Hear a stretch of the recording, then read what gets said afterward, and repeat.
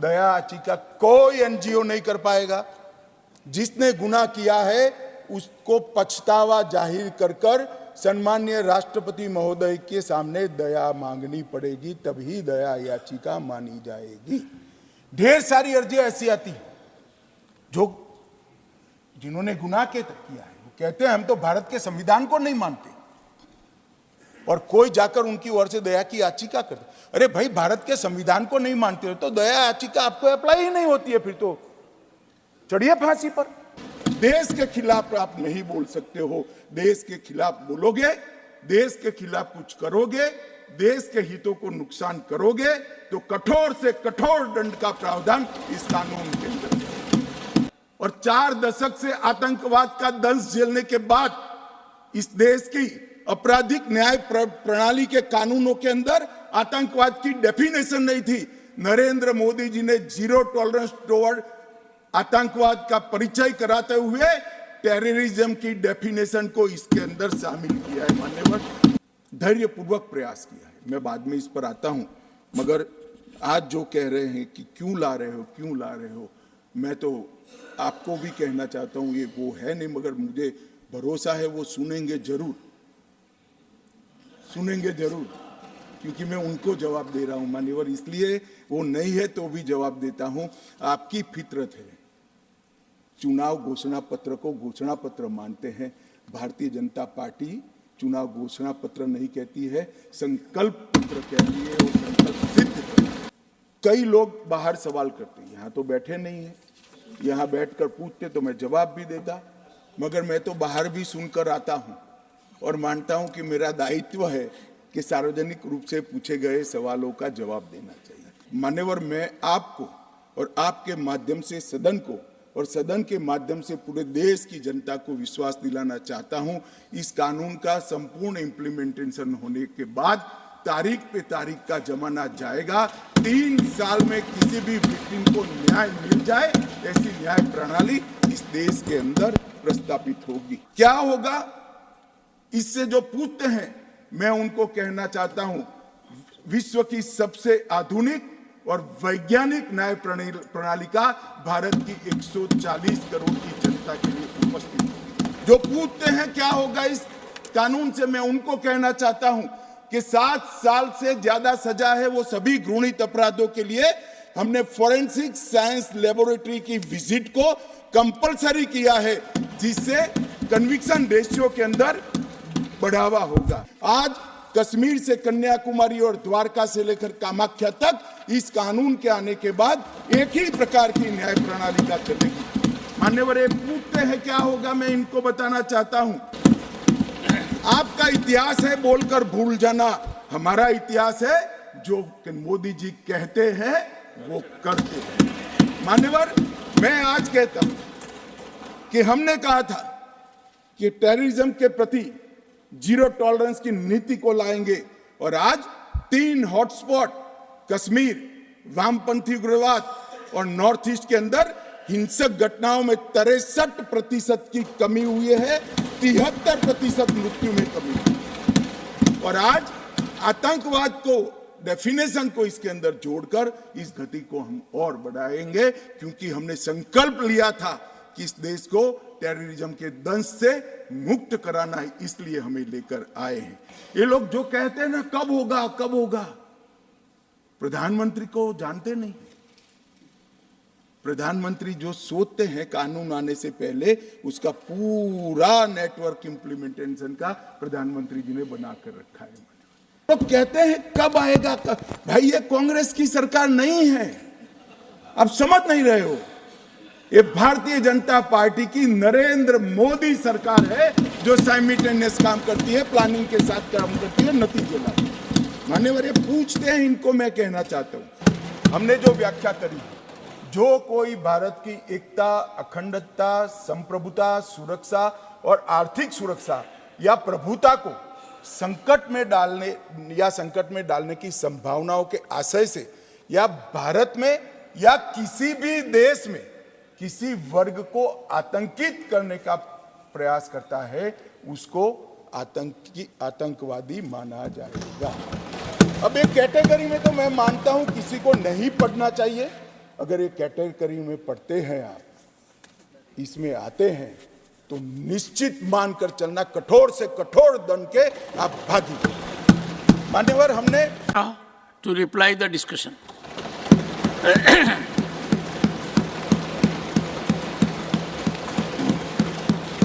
सभापति महोदय, आज मैं राज्यसभा में भारतीय न्याय संहिता विधेयक 2023, भारतीय नागरिक सुरक्षा संहिता विधेयक 2023 और भारतीय साक्ष्य विधेयक 2023 इसको लेकर सदन के सदस्यों का अनुमोदन प्राप्त करने के लिए आपके समक्ष उपस्थित हुआ।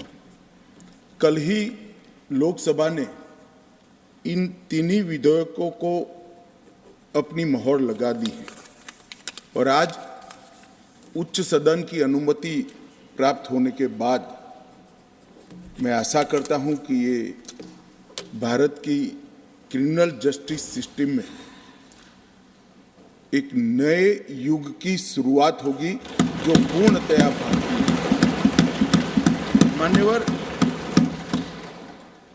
आपराधिक कानून और आपराधिक प्रक्रिया हमारे कंकरन लिस्ट में है, परंतु कई सालों से आईपीसी 163 साल से, सीआरपीसी 125 साल से और एविडेंस एक्ट 150 साल से जो ब्रिटिश पार्लियामेंट ने बनाए थे, वही एक्ट को आज हम उसी एक्ट से आज हम गवर्न हो रहे थे। नरेंद्र मोदी जी ने आजादी के 75 साल बाद इस देश में सारे कॉलोनियल कानूनों के अंदर उसको बदलाव कर समाप्त कर भारत की आत्मा को प्रस्तावित करने की शुरुआत। मान्यवर, 2019 से हम इस पर, अगस्त 2019 से इस पर विचार विमर्श, चर्चा, सलाह कर रहे थे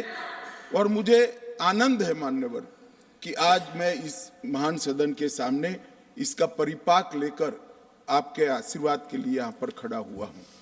मान्यवर, सिर्फ कानूनों के नाम नहीं बदले गए, उसके उद्देश्य के अंदर आमूलचूल परिवर्तन कर Indian penal code, criminal procedure code और एविडेंस एक्ट, ये तीनों कानूनों को सन 57 के स्वतंत्रता संग्राम के बाद अंग्रेजों के शासन की रक्षा के लिए बनाया गया था और उसका उद्देश्य केवल और केवल अंग्रेज शासन की रक्षा का था।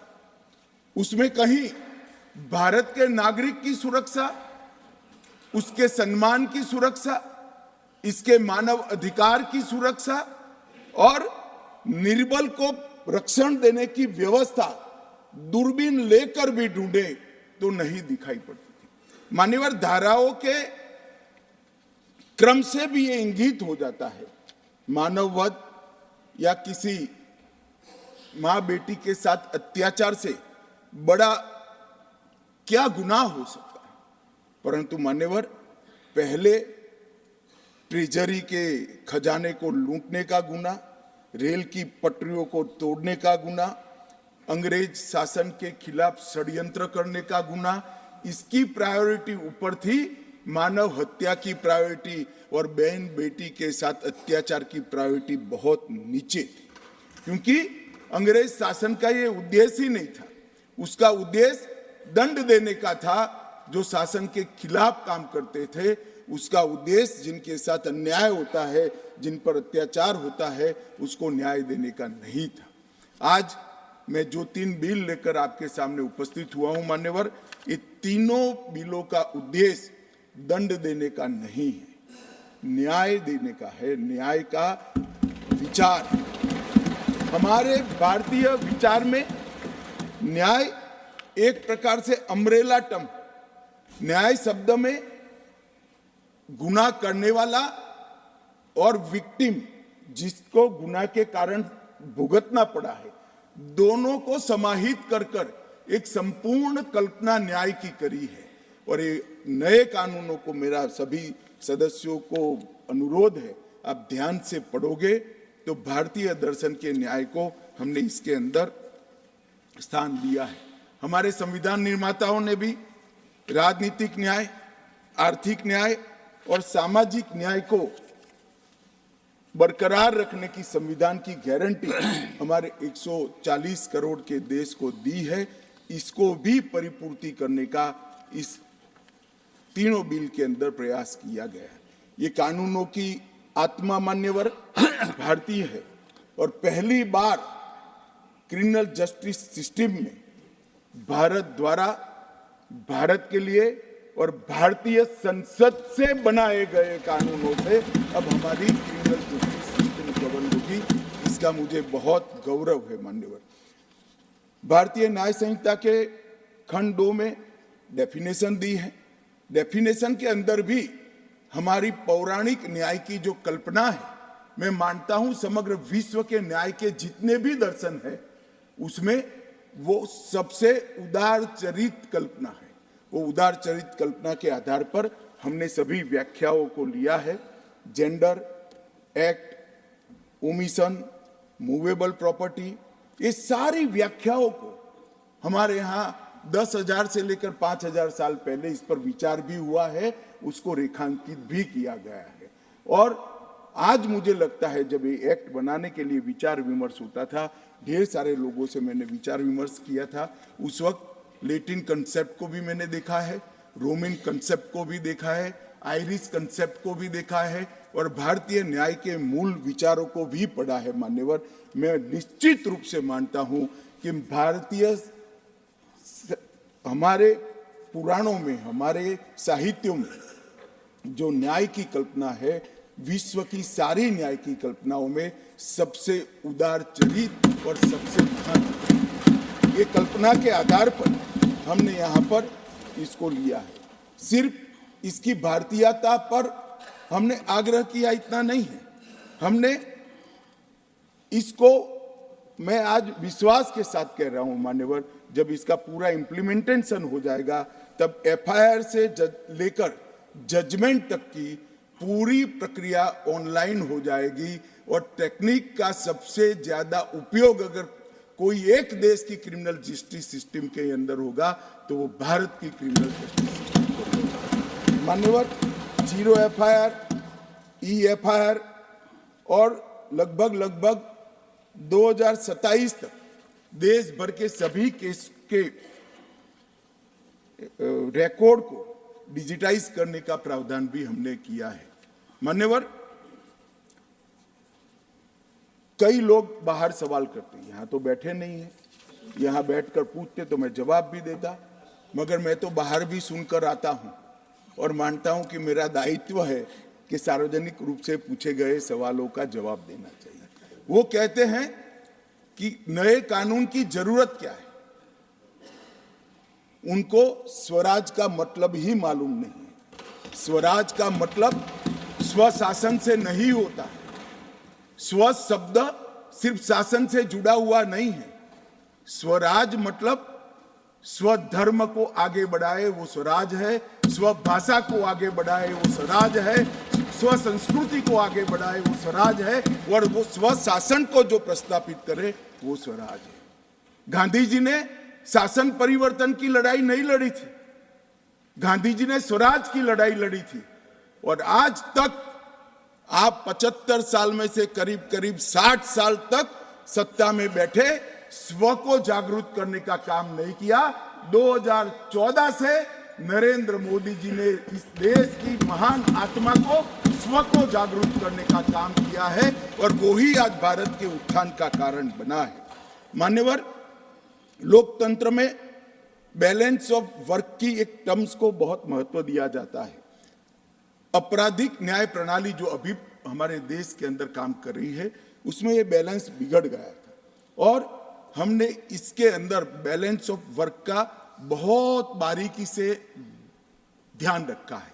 अगर मैनेजमेंट के विद्यार्थी इसको बारीकी से देखेंगे, मैनेजमेंट के विज्ञान के हिसाब से देखेंगे तो उनको मालूम पड़ेगा कि बैलेंस ऑफ वर्क को कितना फाइन ट्यून कर ये कानून के अंदर हमने प्रस्तावित करने का प्रयास किया है। और मान्यवर, मैं आपको और आपके माध्यम से सदन को और सदन के माध्यम से पूरे देश की जनता को विश्वास दिलाना चाहता हूं, इस कानून का संपूर्ण इम्प्लीमेंटेशन होने के बाद तारीख पे तारीख का जमाना जाएगा। 3 साल में किसी भी विक्टिम को न्याय मिल जाए, ऐसी न्याय प्रणाली इस देश के अंदर प्रस्तावित होगी। मान्यवर, ये लोग जो पूछते हैं क्या होगा इस कानून से, मैं आज उनको बताना चाहता हूं मान्यवर, आज इस कानून को इस सदन के आशीर्वाद प्राप्त होने के बाद हमारी आपराधिक न्याय प्रणाली, क्रिमिनल जस्टिस सिस्टम 19वीं सदी से निकलकर 2 सदियों का फासला काटकर 21वीं सदी में सीधी प्रवेश करेगी। मान्यवर, क्या होगा इस कानून से? मूल भारतीय परंपरा की न्याय की अवधारणा को समग्र विश्व को हम परिचय करा पाएंगे और इसके सुफल इस देश की जनता चख पाएगी। क्या होगा इससे? जो पूछते हैं मैं उनको कहना चाहता हूं, विश्व की सबसे आधुनिक और वैज्ञानिक न्याय प्रणाली का भारत की 140 करोड़ की जनता के लिए उपस्थित है। क्या होगा इस कानून से? जो पूछते हैं उनको मैं बताना चाहता हूं कि आज जो विद्यमान है वो सारी तकनीक और आने वाले 100 साल तक जो तकनीक आगे बढ़ सकती है, वो सारी तकनीक को सिर्फ रूल्स में परिवर्तन कर कर समाहित किया जाए, इतनी दूरदृष्टि के साथ तकनीक को इस कानून के अंदर समाहित किया गया। जो पूछते हैं क्या होगा इस कानून से, मैं उनको कहना चाहता हूं कि 7 साल से ज्यादा सजा है वो सभी घृणित अपराधों के लिए हमने फोरेंसिक साइंस लेबोरेटरी की विजिट को कंपलसरी किया है, जिससे कन्विक्शन रेशियो के अंदर बढ़ावा होगा। ये जो पूछते हैं क्या होगा इस कानून से, इनको मैं कहना चाहता हूं, अंग्रेज चले गए, पूरे देश में 4 प्रकार की न्याय प्रणाली चलती थी।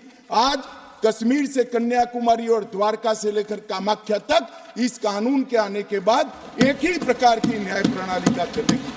मान्यवर, ये पूछते हैं क्या होगा, मैं इनको बताना चाहता हूं, महिलाओं के अधिकारों की रक्षा की बात थी, वो आप विदेश से आए हुए कंसेप्ट और एनजीओ को थोपे गए विचारों से करते थे।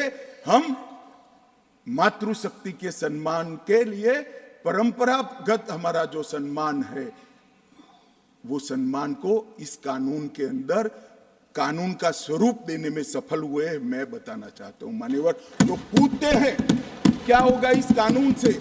आजादी के 75 साल तक और 4 दशक से आतंकवाद का दंश झेलने के बाद इस देश की आपराधिक न्याय प्रणाली के कानूनों के अंदर आतंकवाद की डेफिनेशन नहीं थी। नरेंद्र मोदी जी ने जीरो टॉलरेंस टुवर्ड आतंकवाद का परिचय कराते हुए टेररिज्म की डेफिनेशन को इसके अंदर शामिल किया है। मान्यवर, जो पूछते हैं इस कानून से क्या होगा, मैं उनको बताना चाहता हूं कि इस कानून से राज्यद्रोह अब देशद्रोह के अंदर बदल गया है। राज्य के शासन की रक्षा के लिए एक जमाना था जब ब्रिटिश ताज का इस देश के अंदर शासन था। मान्यवर, रानी के खिलाफ कोई आवाज नहीं कर सकता, फांसी पे चढ़ा दिए जाए। महात्मा गांधी हो, तिलक महाराज हो, वीर सावरकर हो, वो राजद्रोह के कानून में कई साल जेल में रखे और आपने भी इसका उपयोग बखूबी किया। इमरजेंसी के अंदर ढेर सारे लोगों को जेल में डाल दिया, ढेर सारे विपक्ष के नेताओं। मान्यवर, हमने राजद्रोह के अंग्रेजी कंसेप्ट को समाप्त कर दिया है। शासन के खिलाफ कोई भी बोल सकता है इस देश के अंदर। अब वाणी स्वतंत्रता का अधिकार भी है और लोकतंत्र है, मगर देश के खिलाफ आप नहीं बोल सकते हो। देश के खिलाफ बोलोगे, देश के खिलाफ कुछ करोगे, देश के हितों को नुकसान करोगे तो कठोर से कठोर दंड का प्रावधान इस कानून के अंदर है। व्यक्ति और देश के बीच में क्या अंतर होता है? डेमोक्रेसी का जो मूल विचार है, लोकतंत्र का जो विचार है, देश महान होता है, व्यक्ति महान नहीं होता है। मान्यवर, इसको इस कानून के माध्यम से हम ला रहे हैं। वो पूछ रहे हैं क्या होगा इस कानून से? संगठित अपराध, इस देश में ढेर सारे संगठित अपराध शुरू हो गए। 1 राज्य, 2 राज्य, 3 राज्य, 4 राज्य के गैंग बन गए, संगठित गैंग बनकर अपराध करते थे। अपराध करने वालों को पकड़ते थे वो तो उसका हाथ था मान्यवर, दिमाग कहीं और बैठा होता था। इसको 120B की एक निर्बल धारा से कानून के शिकंजे में लाते थे। अब संगठित अपराध के लिए हमने एक नई अवधारणा, नई व्याख्या जोड़कर संगठित अपराध पर नकेल कसने का काम इस कानून के माध्यम से।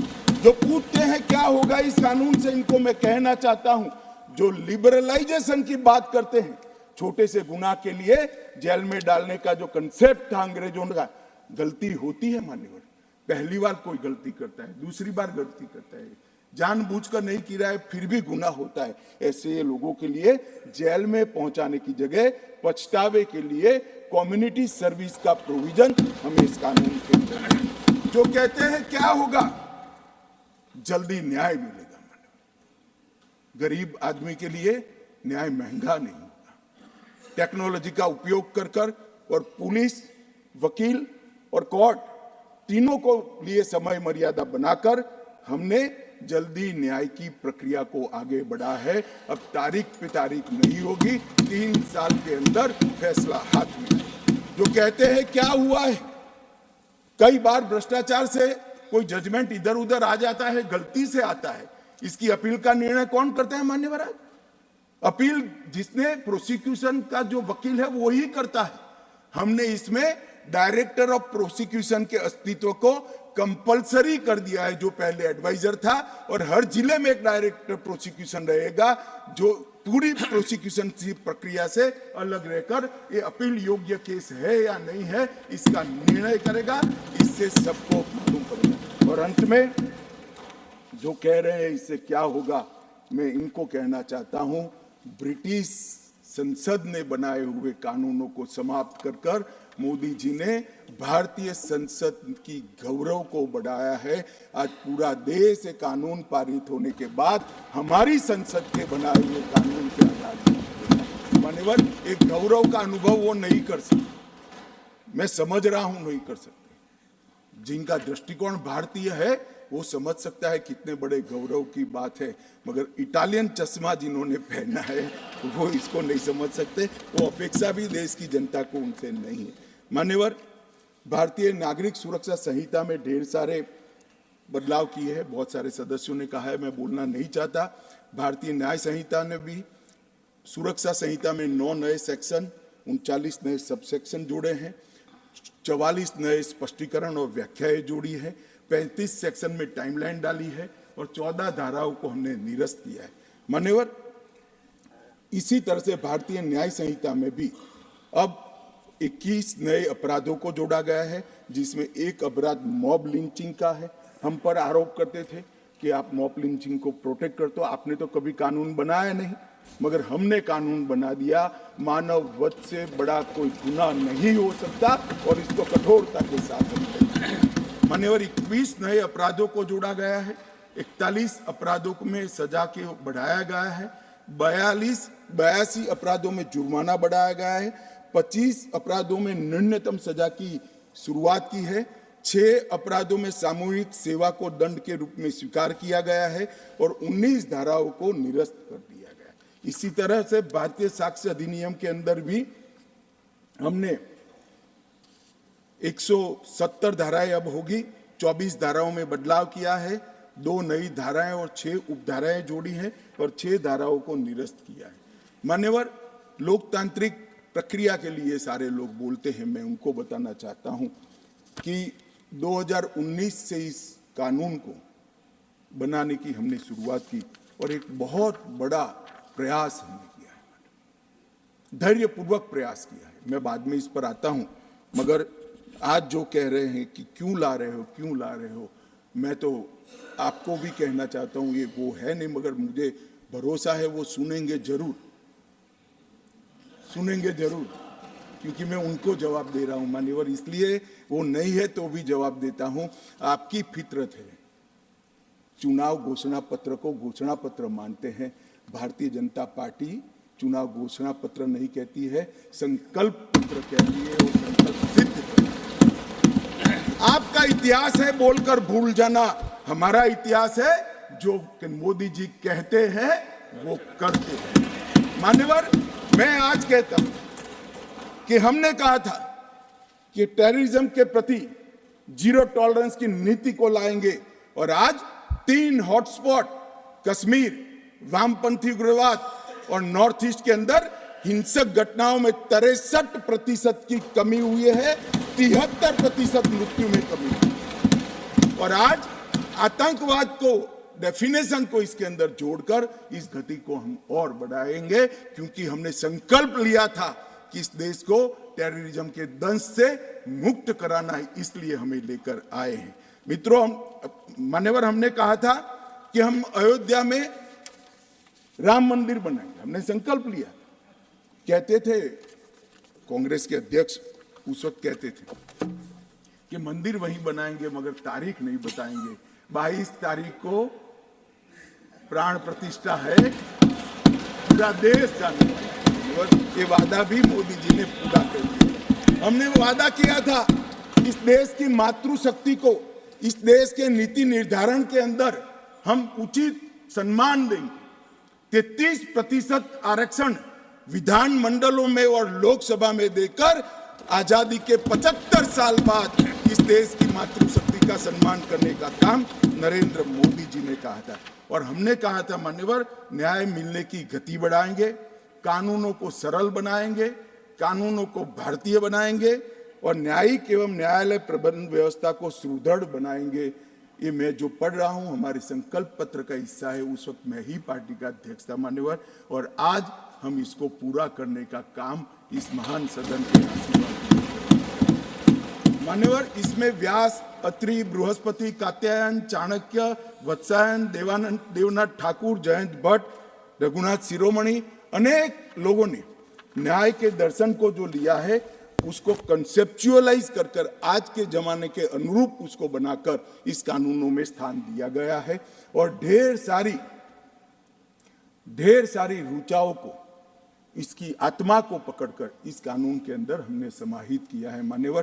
कोई बारीकी से देखेगा तो उसको मालूम पड़ेगा कि ये किस प्रकार से बदला है और आज के जमाने के अनुरूप कैसे हो सकता है। जो 8000 साल पहले नारद ने बात कही, मैं आज बताता हूं मान्यवर, जब मैं इसका अभ्यास कर रहा था तब मैं गर्व के साथ कहता हूं कि हमारे पुरखों ने जो सोचा है वो कभी कालबाह्य नहीं हो सकता है, वो चिरंजीवी है, चिरंजीवी।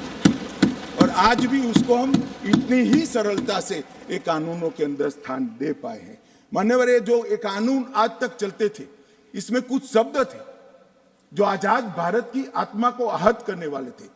यूनाइटेड किंगडम की संसद, प्रांतीय अधिवेशन, क्राउन के प्रतिनिधि, London gazette, jury, United Kingdom of Great Britain and Ireland, her majesty सरकार, लंदन गजेट की द्वारा निहित की गई प्रक्रियाएं, ब्रिटिश क्राउन का अपमान, इंग्लैंड के न्यायालय की परंपरा और हर मैजेस्टी रोमिनियन और बैरिस्टर शब्द का भी उल्लेख था मान्यवर। ये सारा 75 साल तक इस देश की क्रिमिनल जस्टिस सिस्टम में चला गया। कांग्रेसियों की नजर नहीं पड़ी। मोदी जी को इस देश की जनता ने 14 में देश का प्रधानमंत्री बनने का मौका दिया और 19 से 24 पूरी चर्चा होकर मैं आज कह सकता हूं ये तीनों कानून, उनकी आत्मा भी भारतीय है, उनका शरीर भी भारतीय है और उसकी सोच भी भारतीय है मान्यवर। संपूर्ण भारतीय कानूनों को लेकर मैं आज इस सदन के कानून मान्यवर हमने ढेर सारा परामर्श किया है। 2019 में सितंबर से इसकी हमने प्रक्रिया चालू की। सभी राज्यपालों, मुख्यमंत्रियों, उपराज्यपालों और प्रशासकों को मैंने पत्र लिखा। 2020 में मुख्य न्यायाधीश, सभी हाईकोर्टों के और सर्वोच्च अदालत के उनको पत्र लिखा। बार काउंसिल और विश्वविद्यालयों को पत्र लिखा। 21 में मैंने सभी दोनों सदन के माननीय संसद सदस्यों को पत्र लिखा। BPRND ने 2020 में देश के सभी IPS अफसरों को पत्र लिखा। 2020 में गृह मंत्रालय ने सभी डिस्ट्रिक्ट कलेक्टर को पत्र लिखा, क्योंकि डिस्ट्रिक्ट कलेक्टर भी क्रिमिनल जस्टिस सिस्टम का एक बहुत बड़ा हिस्सा है। 2020 में ये सभी कानूनों को समाहित करने का काम शुरू किया और 20 से 23 तक इसको सोचते आज जो विचारों का परिपाक है इसको लेकर मान्यवर मैं आपके सामने आया हूं। 18 राज्य, 6 संघ राज्य, सुप्रीम कोर्ट, 16 हाई कोर्ट, 5 न्यायिक एकेडमीज, 22 विश्वविद्यालय, 42 संसद और 135 आईपीएस अफसरों के लगभग 4200 सुझावों को एनालिसिस कर एक कानून बनाया गया है। मैं नहीं मानता कोई कानून इतनी विस्तृत कंसल्टेशन की प्रक्रिया से। मान्यवर, इसके बाद ये जब कानून बना तब मैंने खुद 158 बैठकों के अंदर बारीकी से पुराने कानून और नए कानून दोनों को पढ़ा है। मान्यवर, इसके बाद हमने गृह विभाग की स्टैंडिंग कमेटी को सौंपा। इसी सदन से सम्मानीय सदस्य हमारे पूर्व डीजी साहब है, उन्होंने बहुत अच्छा काम किया। सभी सदस्यों ने जो विचार दिए, जो सुझाव दिए थे, मैं आज सदन को बताना चाहता हूं, इसके 72% सुझावों को हमने स्वीकार कर लिया है, जो नॉन पॉलिटिकल थे और सुझाव स्वीकार नहीं होते। मान्यवर, हमने इसके अंदर एक बहुत बड़ी बात की है, कंप्यूटराइजेशन पर बल दिया है। मैं आज सदन को बताना चाहता हूं, 19 से काम चल रहा है। मान्यवर, देश के 97% पुलिस स्टेशन का कंप्यूटराइजेशन समाप्त हो चुका है और 82% पुलिस स्टेशन का रिकॉर्ड भी डिजिटाइज हो चुका है। ये लोग जो कहते हैं ना, कब होगा कब होगा, प्रधानमंत्री को जानते नहीं। प्रधानमंत्री जो सोचते हैं कानून आने से पहले, उसका पूरा नेटवर्क इंप्लीमेंटेशन का प्रधानमंत्री जी ने बनाकर रखा है। ये ऑनलाइन जुड़ चुके हैं पुलिस। अब 0 एफआईआर और ई-एफआईआर हो पाएगी और एफआईआर का जांच जो होता है उसको भी ऑनलाइन फरियादी को 90 दिन में देना पड़ेगा कि आपकी फरियाद का क्या होगा। माननीय फॉरेंसिक का भी मैं आगे बताता हूं। हमने आईसीजीएस के माध्यम से लगभग 8 करोड़ जितनी एफआईआर का डेटा ऑनलाइन कंप्यूटर में डाल दिया है और ई कोर्ट के प्रोजेक्ट शुरू हो चुके हैं, ई प्रिजन का प्रोजेक्ट शुरू हो चुका है, ई प्रोसिक्यूशन का प्रोजेक्ट शुरू हो चुका है और ई फॉरेंसिक हो चुका है। तो फॉरेंसिक साइंस लेबोरेटरी, प्रोसिक्यूटर की ऑफिस, जेल, कोर्ट और पुलिस थाना और गृह मंत्रालय सभी आज जुड़े हुए हैं। अब इस कानून के इम्प्लीमेंटेशन के अंदर कोई तकलीफ नहीं और इसके इंटर पिलर इंटीग्रेशन के लिए भी ढेर सारे प्रयोग अभी चालू है। लेटेस्ट तकनीक का उपयोग करके इंटर पिलर इंटीग्रेशन भी हम करने जा रहे हैं और अन्य डेटाबेस के साथ भी इसका एकीकरण कर रहे हैं। मान्यवर, नेशनल ऑटोमेटिक फिंगरप्रिंट डेटा वो भी अब एकीकृत हो जाएगा। Investigation tracking system for sexual offence, वो डेटा भी इंटीग्रेट हो जाएगा। National integrated database on arrested narco offender, वो भी इंटीग्रेट हो जाएगा। National database on sexual offender, वो भी इंटीग्रेट हो जाएगा। Crime multi agency centre MAC, वो भी इंटीग्रेट हो जाएगा। तो सारी आर्थिक गुना की चीजें भी इंटीग्रेट हो जाएगी।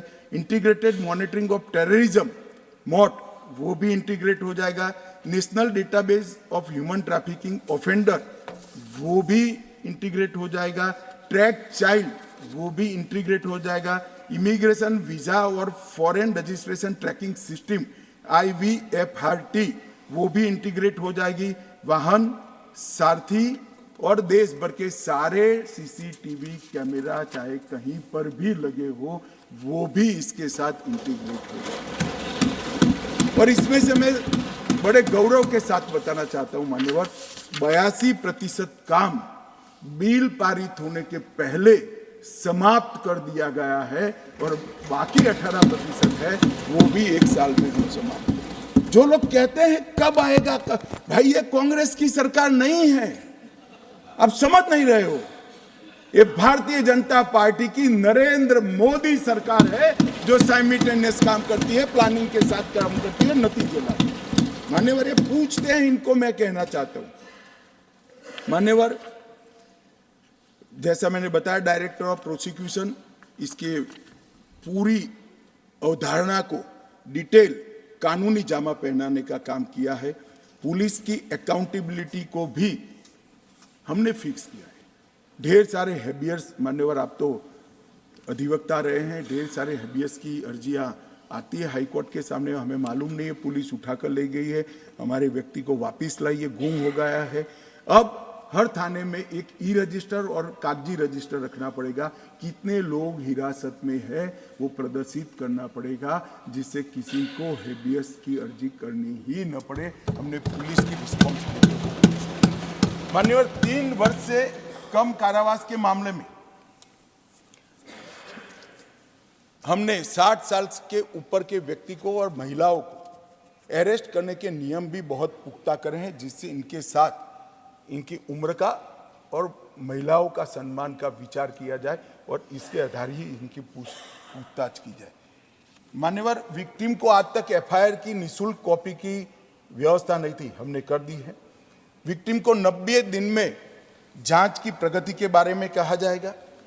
पीड़ितों को पुलिस की रिपोर्ट, एफआईआर और गवाह के बयान ऑनलाइन कंपलसरी भेजने का प्रोविजन किया है और जांच और मुकदमे के विविध चरणों को भी ऑनलाइन पीड़ित को बताना। और एक कानून मान्यवर विक्टिम सेंट्रिक कानून बना है।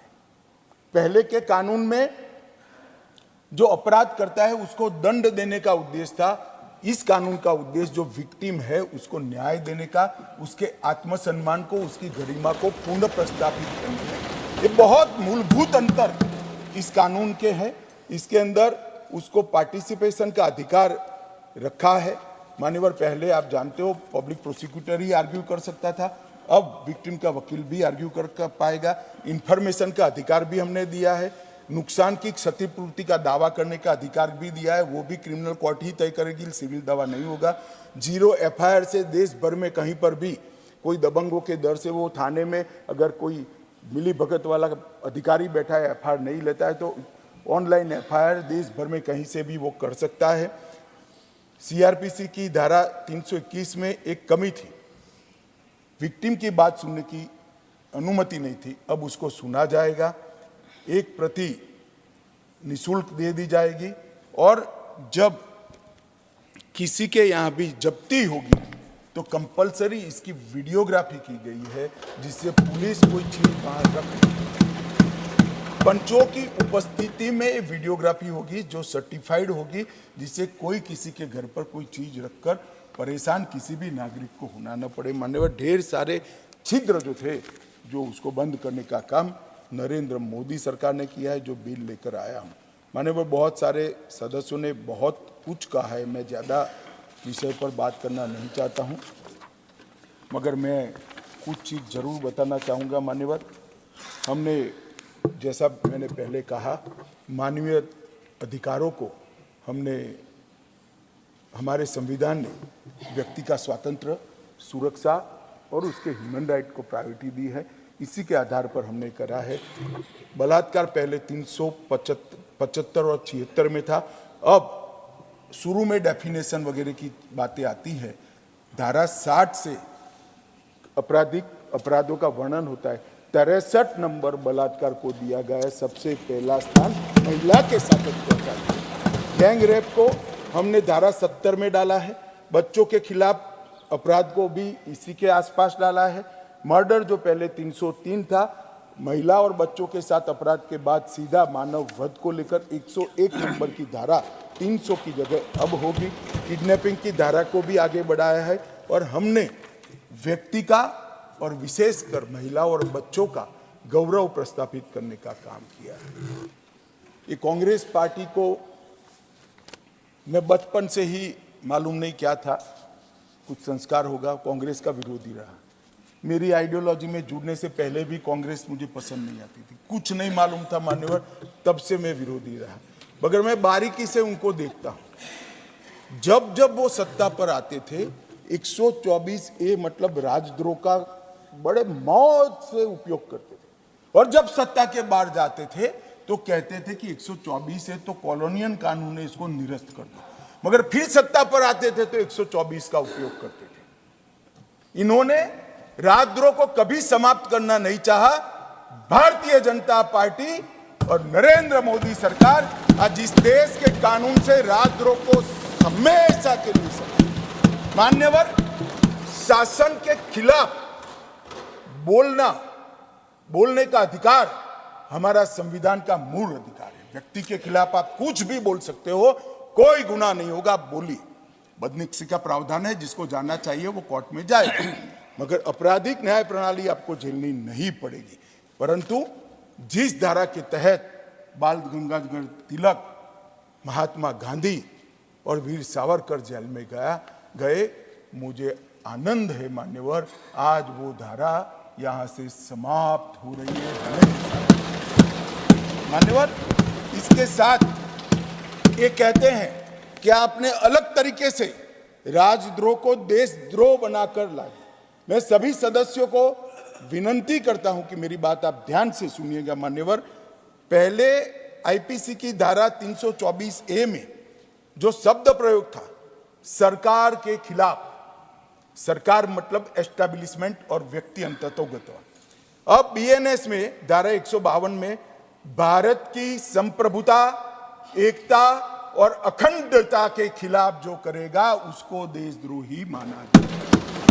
बड़ा स्पष्ट कर, सरकार की जगह भारत शब्द प्रयोग लाए। भारत तो उनको पसंद ही नहीं आता है नाम, मगर मैं क्या कर सकता हूं, ये देश का नाम ही भारत है।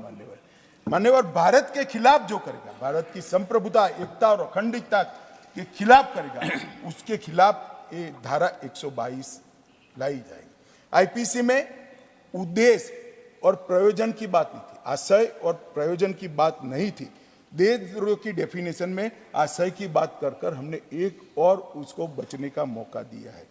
आईपीसी में जो डेफिनेशन थी उसमें घृणा और अवमानना था, जिससे राजद्रोह का अपराध हो सकता। रानी के खिलाफ अवमानना नहीं कर सकते, रानी के खिलाफ नहीं बोल सकते, रानी को घृणा नहीं बोलते। अब हमने क्या शब्द डाले हैं, घृणा और अवमानना हटाकर सशस्त्र विद्रोह, विध्वंसक गतिविधियां, अलगाववादी गतिविधियां और देश के अर्थतंत्र को नुकसान पहुंचाना,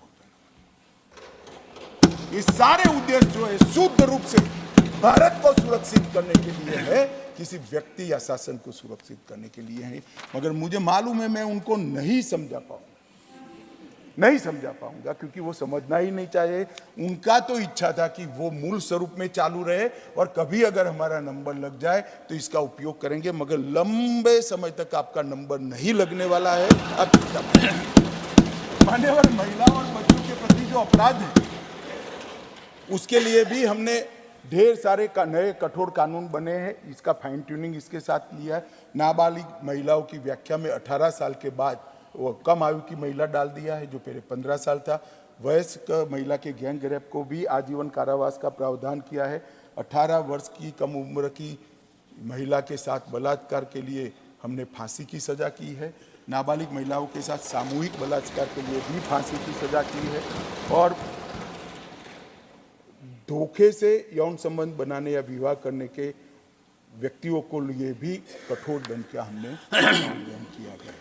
मान्यवर, हमने ढेर सारे काम करे हैं। इस कानून को जेंडर न्यूट्रल बनाने का भी काम किया है, और सबसे बड़ा जो प्रोविजन किया है 113(1) में हमने टेररिज्म की डेफिनेशन दी है, आतंकवाद की व्याख्या। कल लोकसभा में कुछ सदस्यों ने कहा कि इसका दुरुपयोग होगा। भाई, मुझे एक बात समझ नहीं आता है कि देश का संसद टेररिज्म के खिलाफ कठोर कानून बना रहा है, तो मेरे मन में भला क्यों भय जागे? मेरी तो सुरक्षा होगी अगर मुझे टेररिज्म नहीं फैलाना है तो। भय किसके मन में जागेगा मान्यवर? किसके मन में जागेगा भाई? कराने वालों के मन में जागेगा।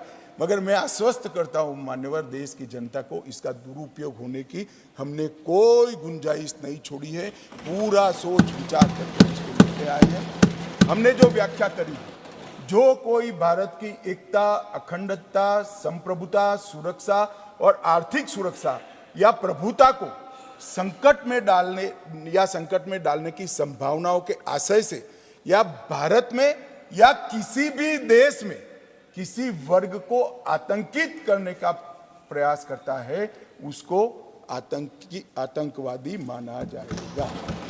अब एक कैटेगरी में तो मैं मानता हूं किसी को नहीं पढ़ना चाहिए। अगर एक कैटेगरी में पढ़ते हैं, आप इसमें आते हैं, तो निश्चित मानकर चलना, कठोर से कठोर दंड के आप भागी। मान्यवर, हमने बमों, डायनामाइट, विस्फोटक पदार्थों, जहरीले गैसों और न्यूक्लियर हथियारों के उपयोग के लिए बनाने का, बेचने का या उपयोग करने का कार्य करने वालों को आतंकवादी कहा है। बस हो गया। अब इसमें क्या ऐसी गतिविधि है जिससे दुरुपयोग हो पाए? जहरीले गैसों को जनता के बीच में क्या प्रयोग करना चाहिए? मान्यवर, बम विस्फोट करने चाहिए, डायनेमाइट से बिल्डिंगें उड़ानी चाहिए? मान्यवर, ये आतंकवाद के प्रति 70,000 लोगों से ज्यादा लोग जो बलि चढ़ गए, कांग्रेस की नीति के कारण चढ़े हैं। अब 70% उसमें कमी आई है और ये डेफिनेशन सभी पुलिस स्टेशन में जाने के बाद मैं मानता हूं इसकी गति और तेज होगी और देश पूर्णतः आतंकवाद से मुक्त होगा। इसमें कोई कहीं पर भी किसी को भी अन्याय होने की बात नहीं। मान्यवर, इसमें संगठित अपराध की भी व्याख्या की। पहले संगठित अपराध में जो ब्रेन होता था वो कहीं दूर बैठा रहता था और धारा 120 की निर्बल धारा से इसको समाहित करने का प्रयास करते थे। अब वो धारा 120 से नहीं, सीधा इसमें अपराधी बनेगा। आर्थिक अपराध की व्याख्या को भी बहुत अच्छे से हमने स्पष्टीकरण कर दिया गया है, जिससे जितने भी जजमेंट का फायदा उठाकर, लूपहोल्स का फायदा उठाकर छूटे थे, वो सारे जजमेंटों का स्टडी कर हमने लूपहोल्स भरने का काम किया है।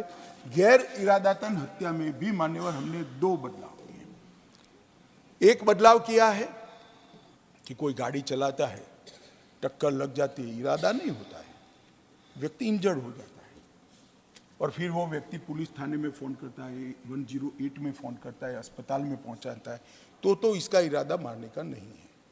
इसके लिए हमने कम सजा का प्रावधान किया। मगर जो टक्कर लगाता है और जो विक्टिम है उसको मरने के लिए छोड़कर पुलिस या अस्पताल को सूचना नहीं देता है और फिर पुलिस पकड़ते लाती है, हिट एंड रन केसों में 10 साल की सजा का प्रावधान हमने किया है। इससे ऐसे लोगों को अनिवार्य सामाजिक समस्याओं का भी निपटान किया है। हम ढेर सारी जगह पे स्नैचिंग देखते हैं, चाहे मोबाइल हो चाहे चेन हो, इसके लिए कोई सेपरेट धारा नहीं थी। भारतीय न्याय संहिता के खंड 304 में 3 साल की सजा प्लस जुर्माना का स्नैचिंग के लिए नया प्रावधान किया है, जिससे किसी को इसमें से लूपहोल्स लेकर छूटने की संभावना न रहे।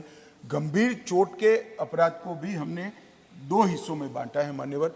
एक तो किसी ने किसी को मारा, थोड़ा इंजरी हुआ, ड्रेसिंग बेसिंग कराकर घर हो गए, एक प्रकार का, और आपने किसी को मारा, इससे वो ब्रेनडेड हो गया या परमानेंट अपाहिज हो गया, इसके लिए हमने 10 साल की सजा का प्रावधान किया है, क्योंकि किसी का जीवन इससे बर्बाद हो जाए। मान्यवर,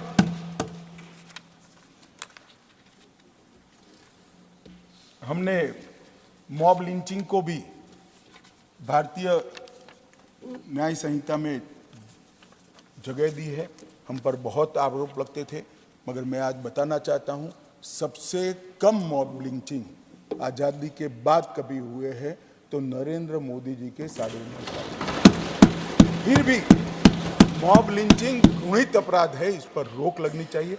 इसके लिए हमने मृत्युदंड तक की सजा का प्रावधान किया। माननीय, हमारी क्रिमिनल जस्टिस सिस्टम में सबसे बड़ा लूपहोल्स है तो देरी है। हमारा मूल दर्शन बताता है न्याय के लिए, समय पर जो न्याय मिलता है वो ही न्याय है, और उचित समय पर न मिले हुए न्याय से बड़ा कोई अन्याय नहीं होता है। इसको ध्यान में रखते हुए हमने पुलिस, वकील और कोर्ट तीनों को समय के साथ बांधने का प्रयास किया है। आप तो अधिवक्ता हो मान्यवर, कुछ चीजें आपको भी पसंद नहीं आएगी, परंतु ये जरूरी था, क्योंकि सालों सालों तक किसी को न्याय न मिले। तो हमने किया है, पुलिस द्वारा दंडिक कार्यवाही का अभी कोई समय निर्धारित नहीं था। एप्लीकेशन करने के बाद 3 दिनों के अंदर ही एफआईआर को रजिस्टर्ड करना ही पड़ेगा।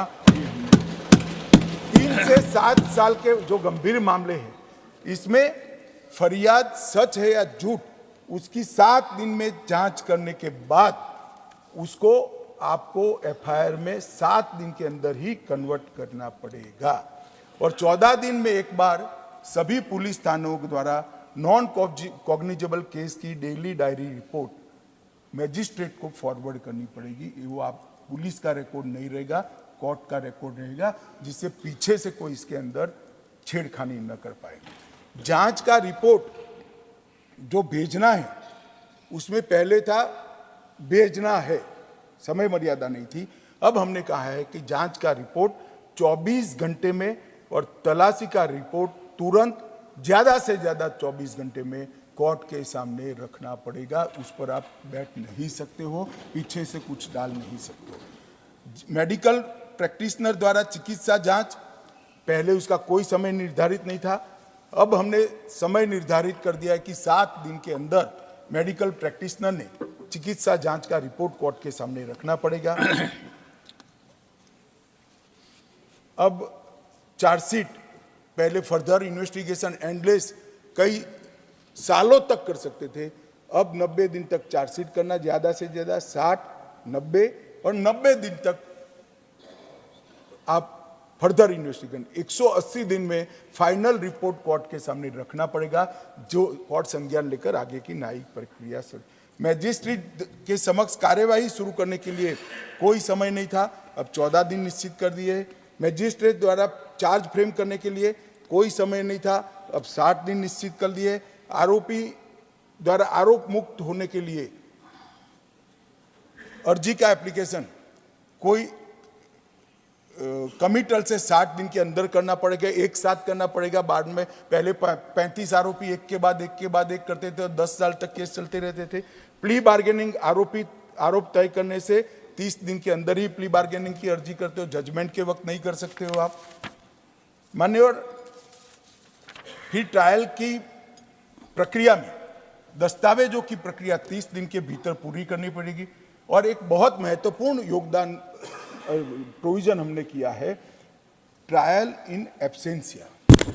मान्यवर, इस देश में ढेर सारे लोग बम धमाके कर कहीं ना कहीं दुनिया में छुप कर बैठे, उनको हम सजा नहीं करा पाते। सजा कराने से क्या होगा, ऐसा भी एक विकृत तर्क ऑपोजिशन के दर, तो बैठे बाहर सजा होते ही अंतर्राष्ट्रीय कानून के हिसाब से उसको यहां भेजने की बाध्यता आती है। इतनी समझ नहीं है।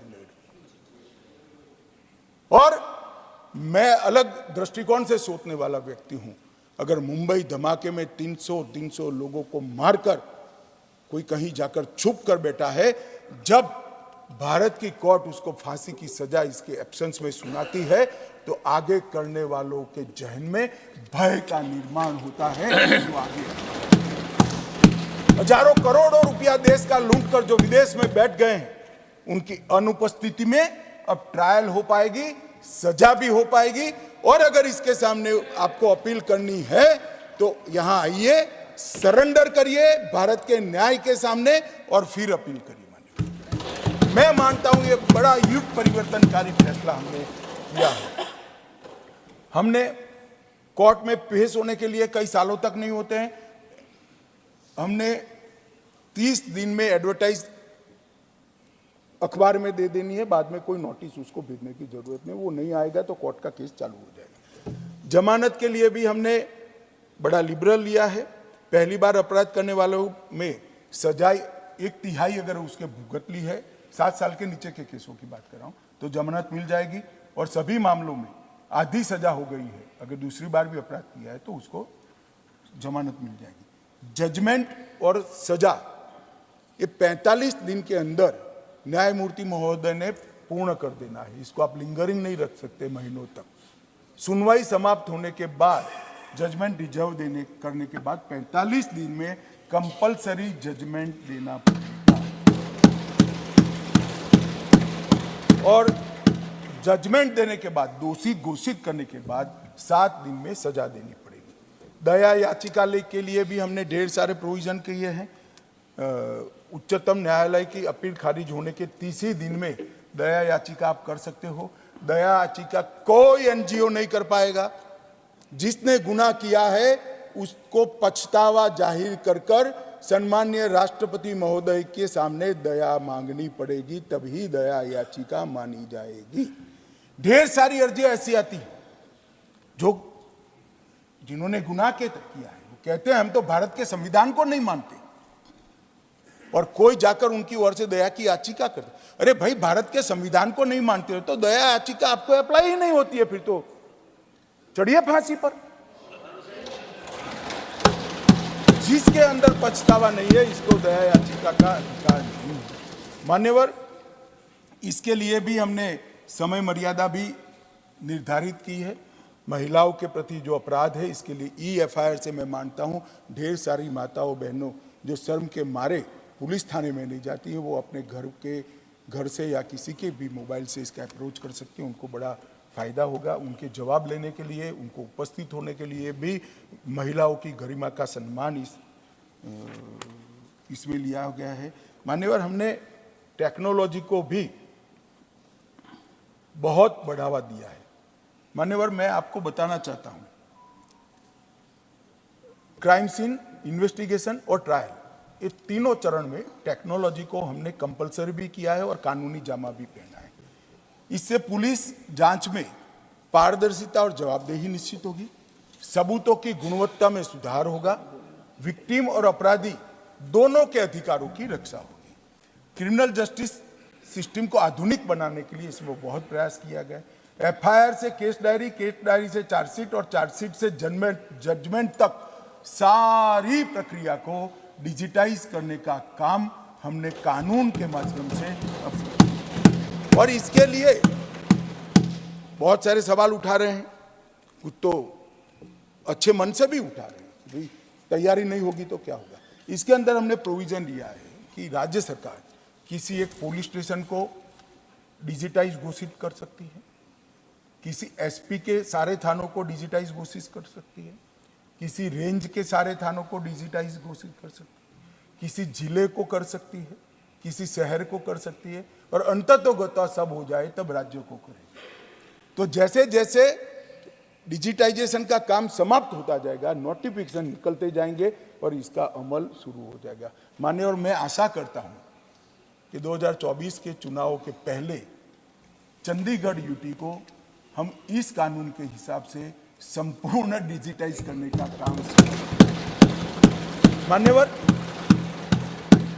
सभी पुलिस थानों और न्यायालयों में एक एड्रेस होगा, ईमेल एड्रेस रजिस्टर होगा, फोन नंबर और बाकी सारी चीजों का डेटा रखा जाएगा, और SMS भेजने के बाद SMS खुला है या नहीं खुला है वो भी रजिस्ट्री में ऑटोमेटिक कंफर्म हो जाएगा। इस प्रकार के सॉफ्टवेयर को भी हमने निर्माण कर लिया है, तो किसी को भागने की किसी नौबत आएगी। मान्यवर, ऑडियो वीडियो रिकॉर्डिंग अविलंब मजिस्ट्रेट के सामने उपस्थित करने का प्रावधान किया है। फॉरेंसिक साक्ष्य एकत्रित करने को रिकॉर्डिंग करनी है, वो रिकॉर्डिंग भी तुरंत रखना पड़ेगा, रिपोर्ट बाद में देंगे। और पुलिस जांच के दौरान किसी भी बयान जो रिकॉर्ड किया गया है उसको 24 घंटे में मजिस्ट्रेट के सामने फॉर्म के अंदर रख देना पड़ेगा। मान्यवर, एक हमने करा है कि 7 साल से ज्यादा सजा है, 7 साल या इससे ज्यादा, वो सभी अपराधों में फॉरेंसिक टीम की विजिट को कंपल्सरी कर रहे हैं। इसके लिए ढेर सारा मैन पावर चाहिए। कल लोकसभा में एक सदस्य ने सवाल उठाया, बात तो सही थी, मगर इस पर काम हमने कब से शुरू कर दिया है। 2020 में फॉरेंसिक साइंस यूनिवर्सिटी बनाई और अब 9 राज्यों में इसकी ब्रांच बन गई है, और अगले साल से हर साल 35,000 फॉरेंसिक साइंटिफिक ऑफिसर हर साल वहां से ग्रेजुएट होते हैं। और मोबाइल फॉरेंसिक साइंस लैब के जाले बुने हैं। और मैं आज एक डेटा आपके माध्यम से इस देश की जनता के सामने रखना चाहता हूं। मान्यवर,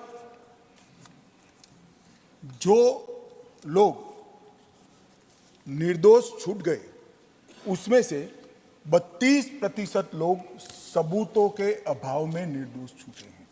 जहां कोर्ट ने कहा है कि prima facie case is there, परंतु सजा कराने के लिए हमारे पास पर्याप्त सबूत नहीं है। एफएसएल आने से उन लोगों का खराब समय शुरू होगा, इसका मुझे पूरा विश्वास है।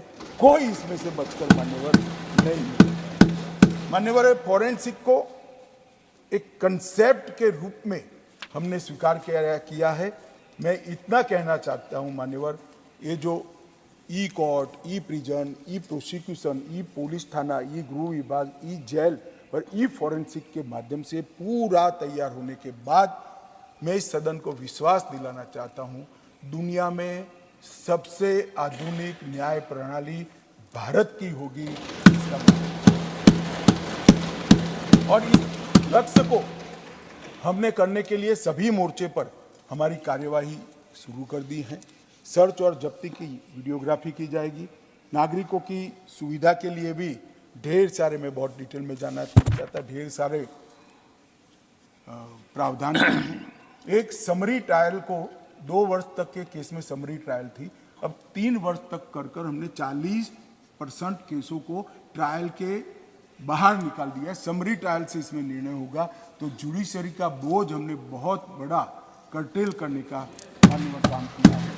और सिविल सर्वेंट के विरुद्ध जब कोई भी केस होता था सरकारी कर्मचारी के खिलाफ, तो उसके लिए राज्य सरकार की मंजूरी चाहिए, मगर मंजूरी भी बाबुओं को ही देनी थी, तो कभी देते ही नहीं थे।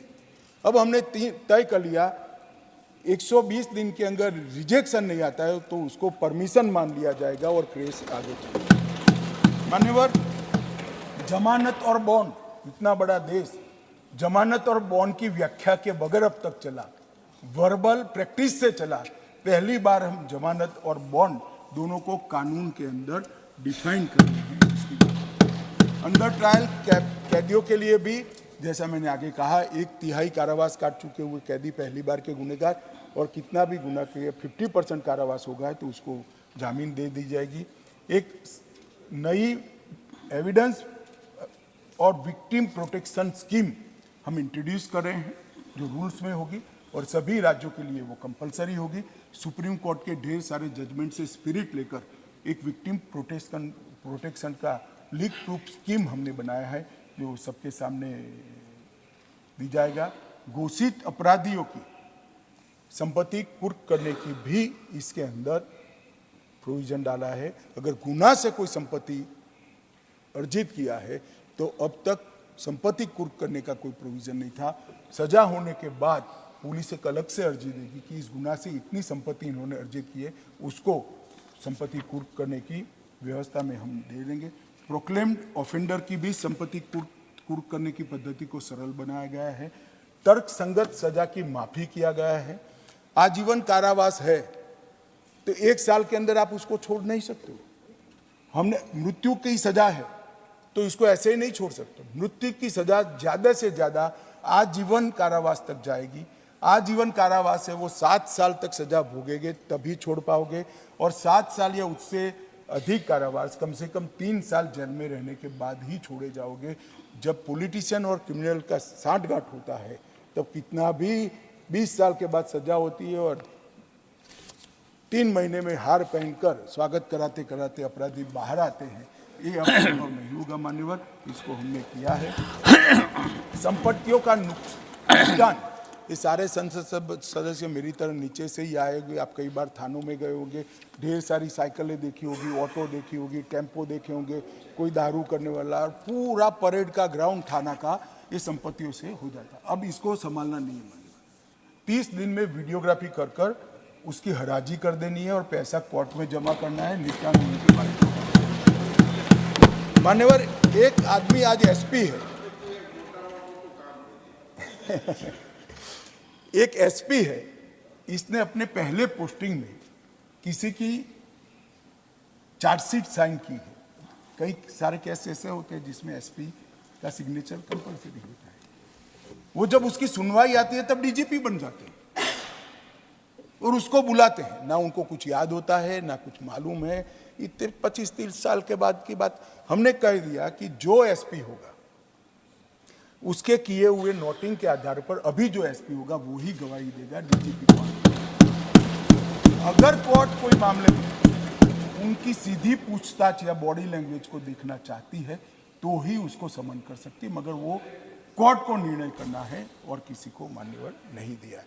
हमने ऑनलाइन सिर्फ पहले उपस्थिति दर्ज कराते थे 15 दिन में जेल में से, अब पूरी ट्रायल ऑनलाइन हो सकते हैं। आप चेन्नई हो तो भी गवाह अहमदाबाद की कोर्ट में ऑनलाइन गवाही दे सकता है, इसकी क्रॉस भी हो सकती है, सभी कुछ पूरी प्रक्रिया ऑनलाइन हो सकती है। फॉरेंसिक साइंस के लोगों को भी पर्सनली आने की जरूरत नहीं है, डॉक्टरों को भी पर्सनली आने की जरूरत नहीं है, और मान्यवर आपको आनंद होगा, अधिवक्ताओं को भी पर्सनली आने की जरूरत नहीं है। यहाँ से कोई आसाम का केस ले भी सकता है और चला भी सकता है। मान्यवर ढेर सारे प्रोविजन करे हैं छोटे मोटे अपराधों के लिए। कम्युनिटी सर्विस, जेलों का बर्डन भी घटेगा और मानवीय बात है, पहली बार अपराध हो गया है, छोटा मोटा अपराध है, जेल में डालकर अन्य अपराधियों की संगत में उसको न रखें। पहली बार भारतीय न्याय प्रणालिका में कम्युनिटी सर्विस के कंसेप्ट को न्यायिक जामा पहनाने का काम ये बिल कर रहा है। मान्यवर इसका बड़ा आनंद है। मान्यवर इसके साथ साथ भारतीय साक्ष्य अधिनियम में भी कुछ बदलाव करे हैं मान्यवर।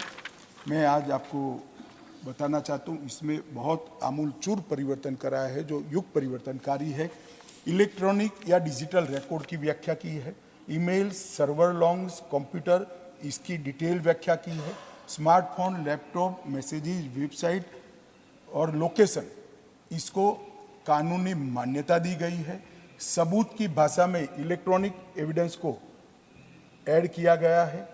गवाहों, आरोपियों, विशेषज्ञों और पीड़ितों को इलेक्ट्रॉनिक माध्यम से पेश होने की हमने अनुमति दी है। कागजी रिकॉर्ड शब्द के साथ अन्य दस्तावेज, मतलब इलेक्ट्रॉनिक दस्तावेज, अब पेन ड्राइव 50,000 पेज का चार्जशीट नहीं आएगा, एक पेन ड्राइव आपके पास आएगा जो आपके वकील के कंप्यूटर में डालकर देखना है। तो इस प्रकार की भी हमने करी है। साक्ष्य के प्रमाण के रूप में मूल अभिलेख मैचिंग हैसमान देने पर भी हमने व्यवस्था करी है और पूरी ट्रायल को हम इलेक्ट्रॉनिक तरीके से कर सके, इसको भी कानूनी जाती है। इसमें हमने न्यायाधीशों के लिए एक अधिकार क्षेत्र छोड़ा है। किसी भी न्यायाधीश को ऑनलाइन गवाही लेते वक्त लगता है कि मुझे इसको पर्सनल बुलाने की ज़रूरत है, तो उनके पास ये अधिकार है और मैं मानता हूँ ये अधिकार न्याय के हित में जरूरी है। तो उतने केस के अंदर हमने न्यायाधीशों को अधिकार दिया है मान्यवर। और दस्तावेजों की देरी को कम करने के लिए भी ढेर सारे प्रावधान जोड़े हैं। मेल पर मेडिकल रिपोर्ट आएगी, एफएसएल की रिपोर्ट मेल पर आएगी, थाने में जाती है एफएसएल की रिपोर्ट मिली भगत से सालों तक कोर्ट में थाने से नहीं पहुंचती है, अब कंपलसरी कर दिया। मेडिकल रिपोर्ट थाने में भेजोगे, कॉपी एक रजिस्ट्रार को कोर्ट के भेजोगे तो उसी दिन कोर्ट में चली जाएगी, तो थानेदार भी समझ जाएगा वहाँ पहुंची गई तो वो भी रख देगा मान्यवर। और इस प्रकार के ढेर सारे छोटे छोटे लगभग कई बदलाव कर हमने सारे छिद्रों को अब तक के अनुभव के आधार पर बदलने का काम किया है और एक परिपूर्ण कानून बनाने का प्रयास किया है। कानून कोई परिपूर्ण कभी बन ही नहीं सकता, समय बदलता है, जरूरियातें भी बदलती है, मगर हमने कम से कम मैं इतना कह सकता हूँ मान्यवर, 100 साल की टेक्निक के अंदर जो बदलाव हुए, गुजरात फॉरेंसिक साइंस यूनिवर्सिटी के साथ बैठकर, ढेर सारे इसके एक्सपर्ट्स के साथ बैठकर इसको विजुलाइज करने का प्रयास किया है। वो टेक्निक तो आज है ही नहीं तो उसको समाहित नहीं कर सकते, मगर जो शब्द के प्रयोग किए हैं वो टेक्निक के लिए ओपन है और उसको स्वीकृत करने वाले हैं। तो हमने बहुत दूरदर्शिता के साथ काम किया है और ये सारी चीज़ों में इसके इलेक्ट्रॉनिक सर्टिफिकेशन और इसकी गुप्तता पर भी बहुत बड़ा ध्यान देकर एक लीक प्रूफ सिस्टम बनाने का प्रयास किया है मान्यवर। अंत में मैं इतना ही कहना चाहता हूं कि मैं फिर से आपके माध्यम से इस सदन को और देश की जनता को विश्वास दिलाना चाहता हूं, ये कानून इतने सालों के बाद, आज़ादी के 75 सालों के बाद भारतीयों द्वारा बनाया गया है, भारतीयों के लिए बनाया गया है और भारत की संसद के द्वारा बनाया गया है, जिसके अंदर भारत की मिट्टी की सुगंध भी है, भारत का संस्कार भी है और भारतीय दर्शन भी है। ये विश्व में सबसे आधुनिक न्याय प्रणाली का देने वाला कानून बनने वाला है। ये त्वरित न्याय के हमारे मूल भारतीय न्याय के दर्शन को जमीन पर उतारने वाला कानून बनने वाला है और ये कानून दंड की जगह न्याय की अवधारणा की मूल भावना पर बना है। मान्यवर, मेरा सभी सदस्यों से अनुरोध है कि ऐतिहासिक बिल में आप भी आशीर्वाद देकर इसका हिस्सा बहुत बहुत